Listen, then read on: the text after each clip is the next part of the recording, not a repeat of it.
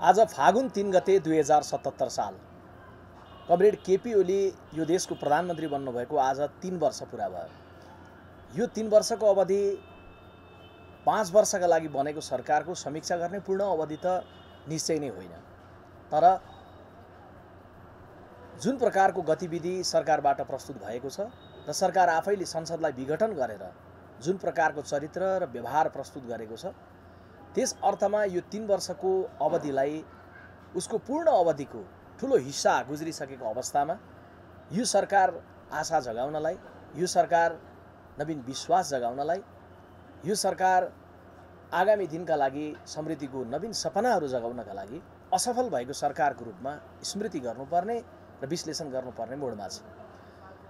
सामान्यतया हरेक सरकारका सामुन्ने चुनौती हुन्छन्, तर तुलनात्मक रूपले यो सरकारलाई बन्दै गर्दाको पृष्ठभूमिलाई हामीले सम्झ्यौँ भने तुलनात्मक रूपले सबैभन्दा अनुकूल राजनीतिक परिस्थितिको बेला बनेको थियो।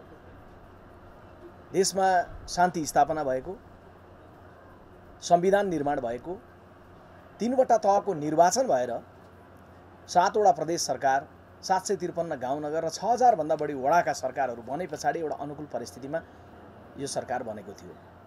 नेपाली कांग्रेस पार्टीले जिम्मेवार प्रतिपक्षको रूपमा शालीन भूमिका र सहयोगी भूमिका, रचनात्मक भूमिका निर्वाह गर्ने प्रतिबद्धता व्यक्त गरेको थियो। तर समयको, इतिहासकै सबैभन्दा सुन्दर समयको सदुपयोग गर्नलाई इतिहासमै सबैभन्दा अयोग्यता चाहिँ वर्तमान प्रधानमन्त्रीजीबाट प्रस्तुत भयो। एकातर्फ उहाँको व्यक्तिगत अयोग्यताले कार्य गर्यो, अर्कोतर्फ सैद्धान्तिक विरोधाभासले कार्य गर्यो। उहाँले शपथ खानुभएको थियो संसदीय व्यवस्थालाई बलियो बनाउने, तर उहाँको मनोविज्ञानमा संसदीय व्यवस्थाको पार्थिव शरीरमाथि सर्वहाराको अधिनायकवाद स्थापना गर्ने युवाकालीन शपथ थियो। त्यसैले त्यो जुन अन्तर्द्वन्द्व भयो, त्यो अन्तर्द्वन्द्वको परिणाममा यो देशले इतिहासका सुन्दर 3वटा वर्षहरूलाई खेर फालेको छ।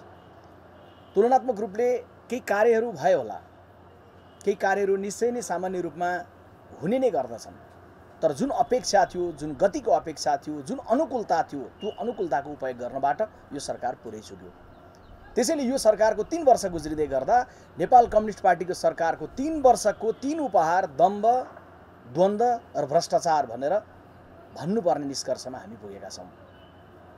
यो सरकारले यही दम्भलाई, द्वन्द्वलाई र भ्रष्टाचारलाई केन्द्रमा राखेर कर्म गर्दै गर्दा यो 3 वर्षको सन्दर्भमा लामो फेयरिस्टमा त्यहाँ बाटो बन्यो यति, त्यहाँ बिजुली निक्लियो यति भनेर भनिरहने खालको अवस्था सरकारले भन्ला, तर ती अलि अगाडिदेखि हुँदै आएका कर्महरूको पूर्णता मात्रै, ती कर्महरूको निरन्तरता मात्रै हो। कुनै नवीन छलाङ, नवीन सम्भावनाको खुला गरेको, ढोका खोलेको अवस्थामा बिल्कुलै छैन। यदि यो सरकारलाई संविधानको कार्यान्वयनको कोणबाट हेऱ्यौँ, संविधानका प्रतिको अपनत्वको दायरा विस्तारको कोणबाट हेऱ्यौँ भने निराशा प्राप्त हुन्छ।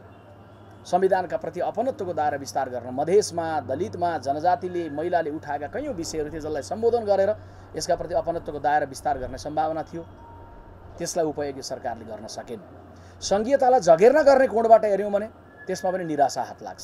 7वटा प्रदेश सरकारहरूले केन्द्र सरकारसँग द्वन्द्व गर्नु पर्यो। हामीले आसन पायौँ, शासन पायौँ, अधिकार पाएनौँ भन्ने अवस्था भयो, बजेट पाएनौँ भन्ने अवस्था भयो, कर्मचारी पाएनौँ भन्ने अवस्था भयो। प्रदेश सरकारहरूले नामाकरण गर्न नसक्दै गर्दाखेरि केन्द्र सरकारको कुनै सहजीकरणको भूमिका रहेन। बरु सङ्घीयतालाई कमजोर बनाउने गरी शक्ति प्रधानमन्त्रीको कार्यालयमा केन्द्रीकृत गर्ने कर्म यसबीचमा भयो। सुशासनको कोणबाट हेर्ने हो भने सुशासन बार मोडमा उल्लङ्घन गरिएका घटनाहरू भएका छन्। आर्थिक अनुशासन उल्लङ्घन भएका छन्। मन्त्री परिषदमा सहभागी रहेका मन्त्रीहरू स्वयं भ्रष्टाचारमा संलग्न भएका टेलिफोनका विवरणहरू बाहिर आएका छन्। कोरोनाको बेलामा नागरिकको जीवन रक्षा गर्नलाई केन्द्रित हुनुपर्ने सरकार कोरोनाको बेलामा स्वास्थ्य सामग्रीमासम्म भ्रष्टाचार गरेको विवरण सार्वजनिक रूपमा आएका छन्। यदि यो सरकारलाई विश्लेषण गर्दै गर्दा शान्ति सुरक्षाको कोणबाट गर्ने हो भने शान्ति सुरक्षा स्थापित अघिल्लो समयमा भन्दा पछिल्लो समयमा जुन प्रभावकारी ढङ्गले हुनुपर्थ्यो त्यो हुन नसकेको विवरणहरू आएका छन्। हजारौँ बलात्कार भएका घटनाहरू, महिला हिंसाका हजारौँ घटनाहरू, अनेकौँ व्यथितिका घटनाहरू यसबीचमा भएका छन्।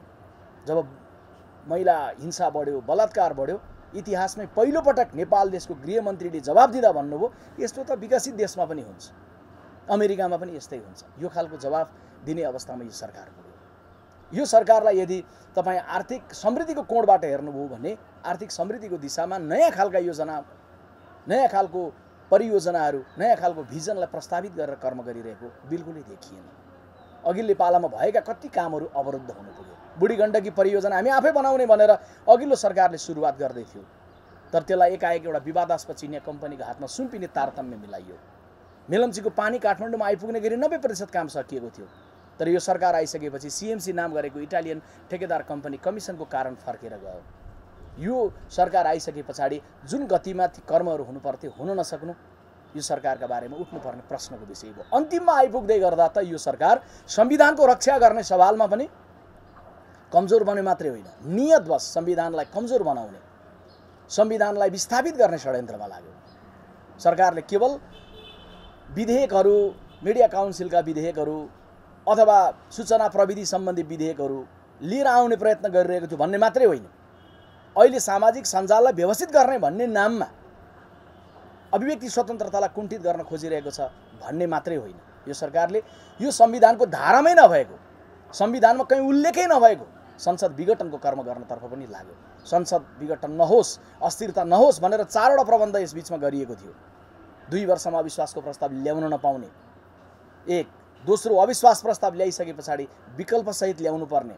तेस्रो, अविश्वास प्रस्ताव ल्याएर पास या फेल भइसकेपछि फेरि 1 वर्ष ल्याउन नपाउने। र चौथो, संसदले विकल्प दिन सक्तासम्म संसद विघटन नहुने। यी सबै कुरालाई खण्डित गर्ने, विखण्डित गर्ने कुरामा वर्तमान प्रधानमन्त्री लाग्नुभयो। त्यसकारणले यो 3 वर्ष बिर्सिनुपर्ने एउटा अध्यायको रूपमा नेपालको इतिहासमा भविष्यमा स्मृति गरिनेछ, दुःखद अध्यायको रूपमा स्मृति गरिनेछ। र यो सरकार 3 वर्षको समयमा सम्पूर्ण रूपले असफल भएर आफ्नो दम्भको कारण, आन्तरिक द्वन्द्वको कारण र भ्रष्टाचारलाई उपहार दिएर यो सरकारले 3 वर्ष गुजारेको छ। म फेरि पनि दोहोऱ्याउन चाहन्छु, नेपाल कम्युनिस्ट पार्टीको कमरेड केपी ओलीले नेतृत्व गर्नुभएको सरकारको उपहार दम्भ, द्वन्द्व र भ्रष्टाचार भन्ने अवस्था अहिले देशमा बनेको छ।